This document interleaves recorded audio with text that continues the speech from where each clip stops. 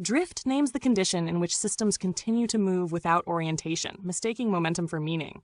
It is not chaos, but managed randomness, variance tolerated only insofar as it feeds selection regimes already in place.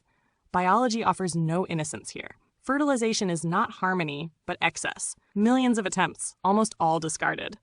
Order does not emerge from peace, but from brutal filtering. Waves propagate, not because they are sacred, but because excitable media obey constraints that precede intention. Life begins as organization under pressure, not as purpose. The same structure governs culture. Institutions operate as low-noise environments, risk-pooled, failure revised, repetition rewarded.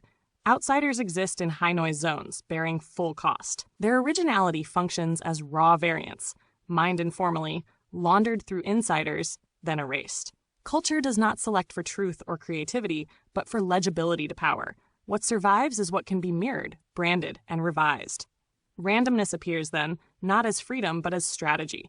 Under hostile conditions, coherence becomes a liability. Predictable forms are easy to copy, neutralize, and suppress. Noise becomes defensive. Drift is what remains when stable trajectories are repeatedly interrupted and the system demands continuation without support. Artificial intelligence exposes the logic without sentiment. Winning is not knowing, but surviving search. Vast possibility spaces cannot be mastered, only sampled. Exploration requires stochasticity. Waste is the engine.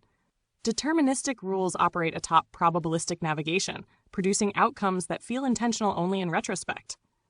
Intelligence is not elegance, but tolerance for uncertainty without collapse. Meditation, ego, divinity, sleep. These are not truths, but regulators. Meditation lowers internal noise so computation can continue.